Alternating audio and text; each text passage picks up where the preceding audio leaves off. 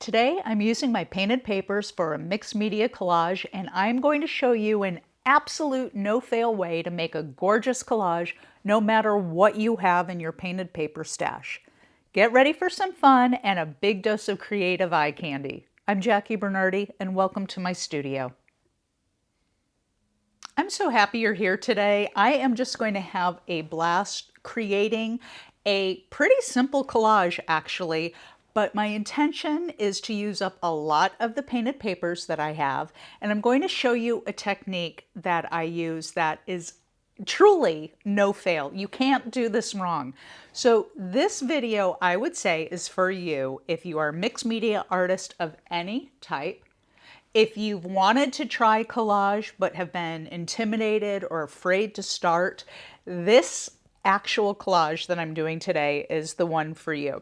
So what I'm doing here is this is my favorite cookbook art journal. I've done other videos featuring this art journal, and if you want to know why I use it, I've linked to a video about it in the description, and actually that video was one of the very first videos I put on YouTube. But anyway, what I'm doing now is I'm putting down some clear gesso. I've already taped off the edges of the cookbook so that I can have a nice clean edge all the way around the collage. And what I'm going to start by doing is actually organizing all of the painted papers. And here's why I want to do that.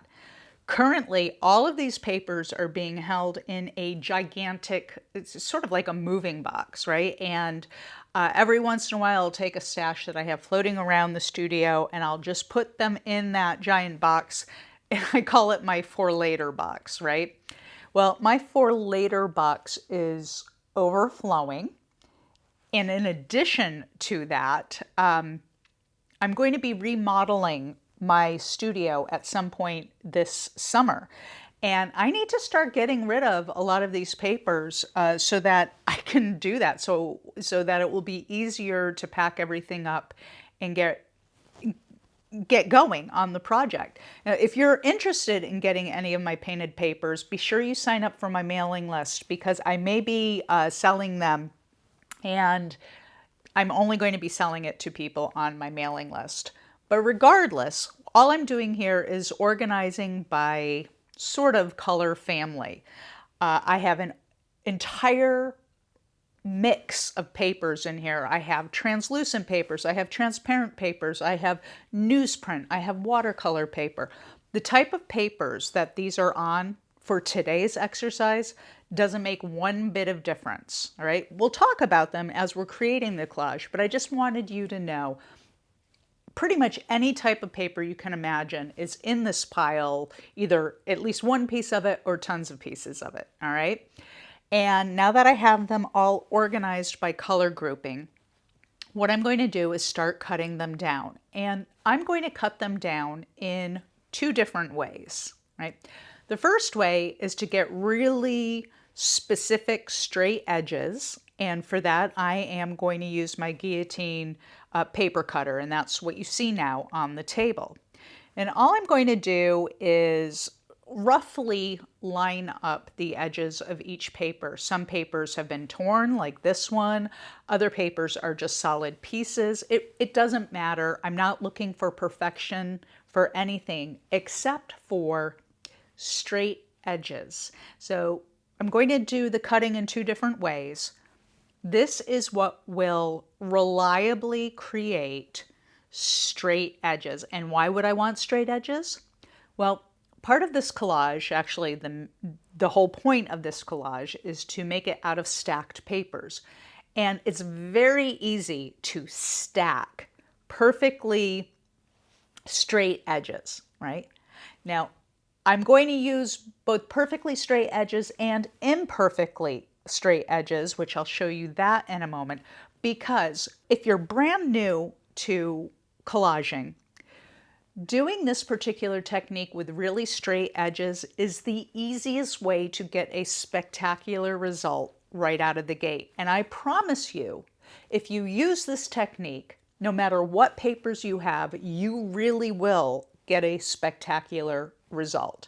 So having the nice straight edges on these papers makes that a lot easier. Now, I will say they're very straight edges. However, with every cut, I'm changing the width of the paper. So some of these papers are very thin and others are quite thick, and I wanted a variety. So these were just the black and white papers, and I just wanted a variety of widths so that I'm not just stacking the same width of paper on top of each other. Right? And now I'm going to do the same thing with this yellow orange pile that I have. And again, with each cut, I'm making it narrower or wider, just so that I don't have too many pieces of the exact same width. That is not really what I want here for the effect that I'm going for in the collage.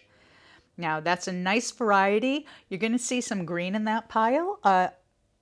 One of the things that I like to do is paint on both sides of a piece of paper to give me as many options as possible. And so when you see other colors mixed in with a color group, that's usually why. Okay, now here is how I am going to get my imperfect edges.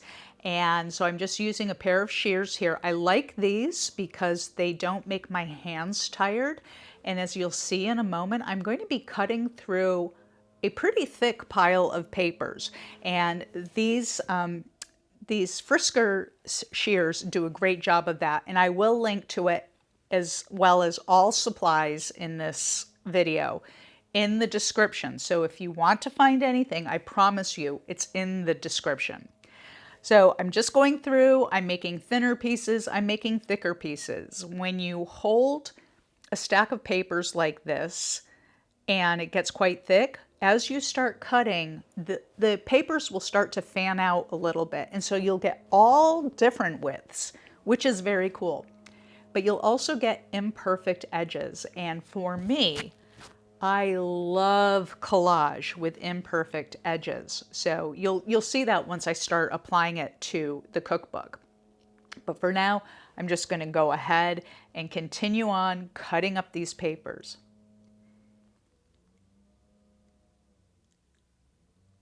And this is one of those activities that are perfect to do on days when you have no idea what you want to work on, or even more importantly, that you don't really have creative energy that day, but you know that you want to do something in your workspace. Cutting up the papers in preparation for future collage is a great thing to do, and it gives you all sorts of ideas. As I look through these papers, it's like revisiting old friends. It truly is. Like this one here is one of my all-time favorite pieces of paper that I painted. I've had this for 2 years now. It was in one of the first videos I created, and I've never used it because I love this paper so much.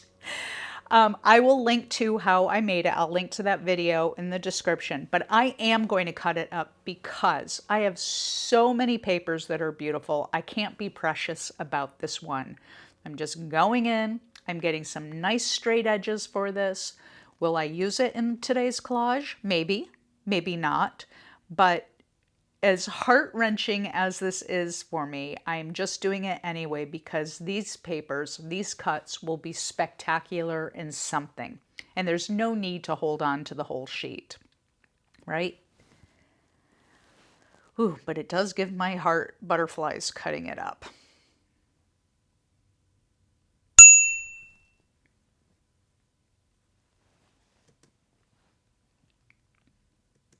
As you can see around this cutting board, I have quite a few piles of these strips. It's way more paper than I'm going to need for today, but it's going to be just fine for the rest of the summer, and I can always use this paper as backgrounds or in other works later on.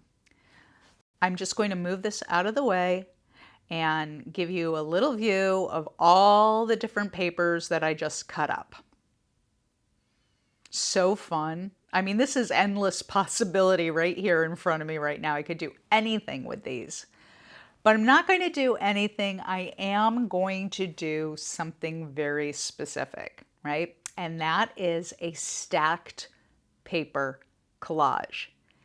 And the fun thing about this is you don't have to overly think anything, right? You just have to get moving.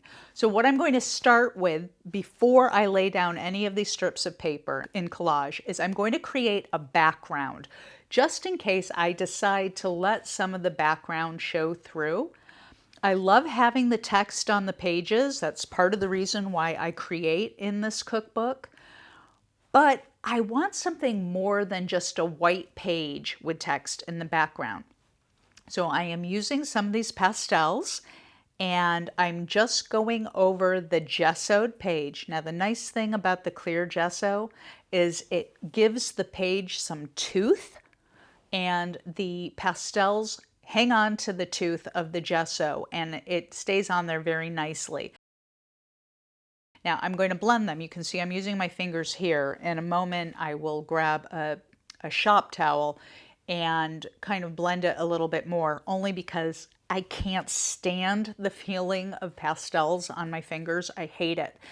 I love using them, but I hate feeling them. And so just using just a blue shop towel is just perfect. Absolutely just perfect to move it around. And you can see there's some texture in there left over from the gesso when I put it down. That's kind of cool. Again, we may see this, we may not see it, I don't know, but I would rather start with a background and go over it than create the collage and try to fit a background around it. You can do it, it's just not as fun as it may seem. At least it's not for me. Oh gosh. Oh gosh, I love that as a background. Look how dreamy that is, especially over on the right-hand side. We're not going to be working on the right-hand side today, but that is now set up for the next collage that I do in this book. And I love knowing that it's there.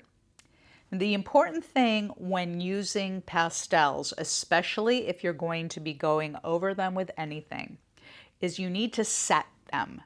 And I'm not going to bring out a can of fixative right now that you could use a spray fixative to do that. I'm not going to do that today. I also don't like the smell of that. My studio windows are all closed up. I'm not going to do that today. So what I'm doing is an indirect method of applying a fixative. And the fixative here is actually just matte medium. Technically what I'm using is the ultra matte medium, and I'm just laying it down on a piece of paper and then turning it over and pressing that medium into the pastel. When I lift it off, it stays, all the pastel stays perfectly in place. Now there's medium on top of it, and before the medium starts to dry, I will flatten it because, of course, as you pull up the wet from the paper, it's going to create little tiny peaks, but that's okay because you can knock them down with a catalyst wedge in this case. You could use a silicone paint shaper. You could even use a brush if you handled it very, very gently.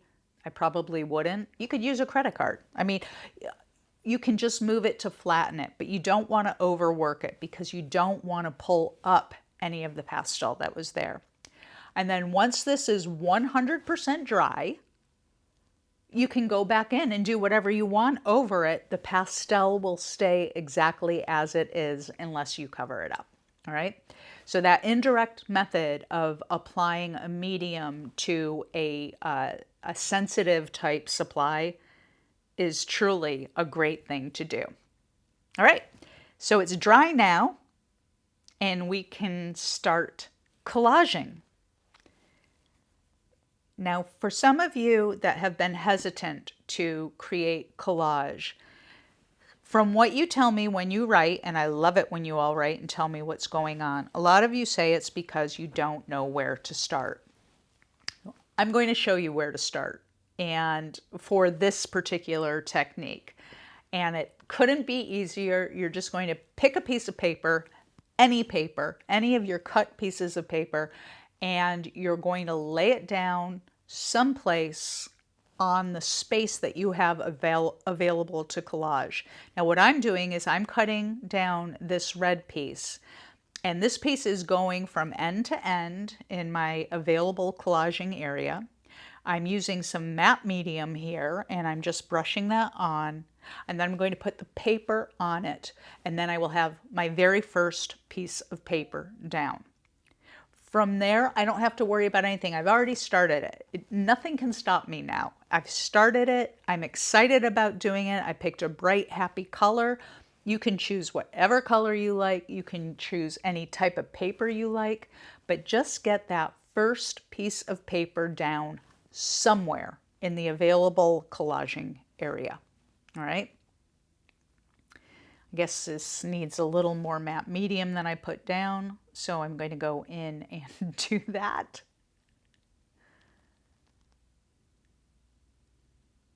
Oh yeah. Fantastic.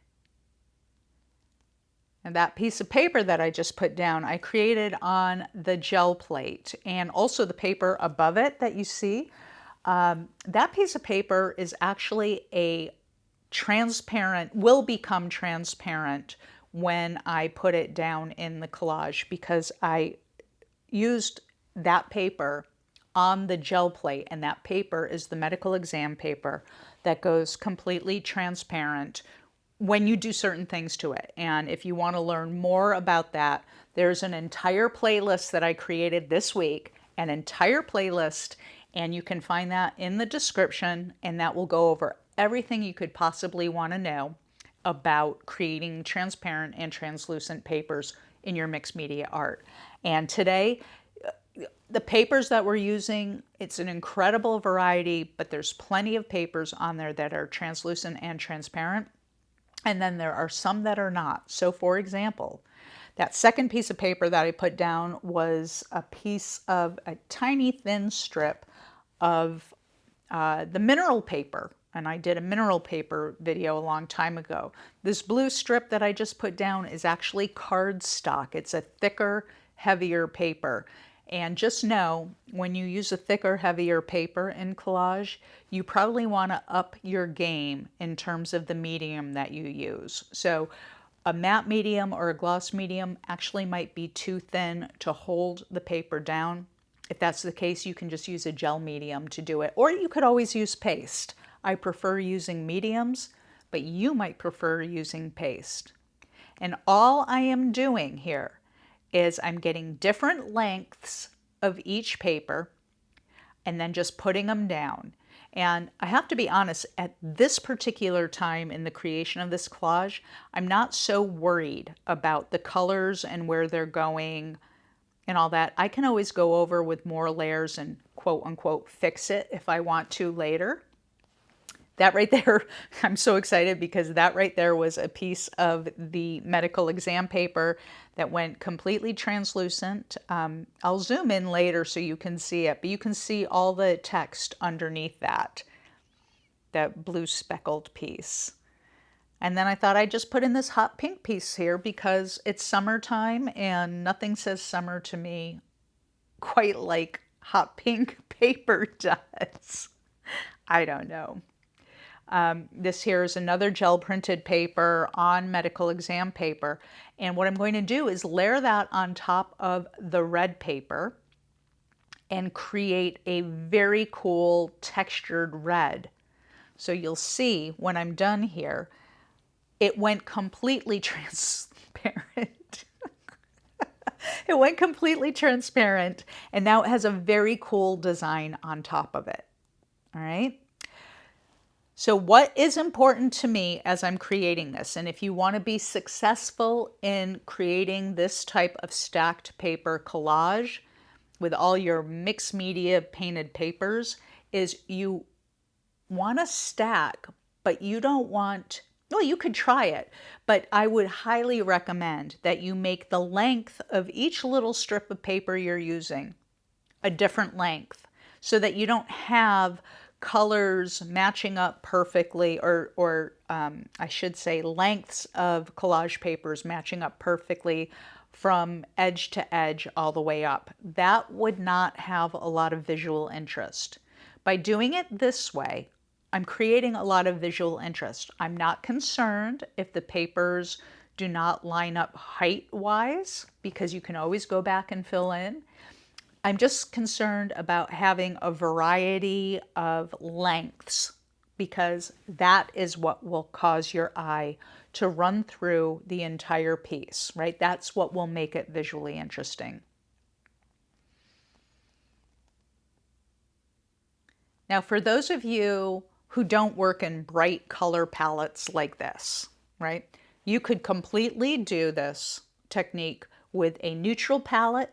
You could completely do this technique with a monochrome palette, and that might be gorgeous. Just imagine if this was all different shades of greens and green textures. Like, that could be stunning.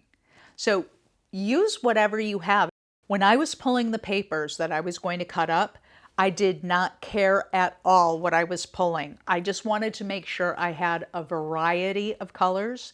If I were to pull papers to do a monochrome version of this, I would just make sure I have a variety of the shades of whatever color I picked, right?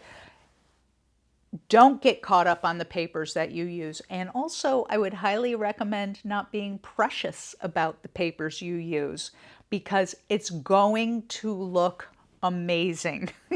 Trust the process. It's going to look amazing when you get done. Now, you don't have to do a big square like I'm doing. It just works for me in this particular use case because it is a square cookbook. There's nice edging around it that you'll see later. Like, this totally works for me. You could make shapes. You could make things out of this. You could make, I don't know, a popsicle shape and do this technique with the collage inside. I'm just doing this because I really want everyone to see that collage does not have to be difficult. There's nothing challenging here. All I did was cut up strips of paper. I'm laying them down on a surface with some glue or some medium, and then just going over the top with some more medium and placing the next piece of paper down. That is it. And it looks pretty cool. Like, I think even right now it looks pretty cool. But there's still some work to do on it. Like, I still have a little bit at the top there that needs a little assistance, let's say. And then there's a couple of little gaps down below that I'll fill in later. But for right now, I'm just pretty happy about what's occurring on this page. Now, I could put any color in this space right here, but I like the idea of using some more of that red that I had at the base layer before I put the transparent paper over it. But I want the eye to go all the way up, so there's a large surface of the red at the bottom. There's a much smaller surface of the red up top, but I like the symmetry, right? So now there's a couple of little gaps that I would like to fill in. This is a specific piece of paper that I thought would be nice for the gap. It was too thick, so I just cut it down a little, and now it's going to go right in there. And I promise you, if I didn't put this paper in there, you wouldn't have missed it at all. But now you know it's there, and it just adds to the whole thing. I love it.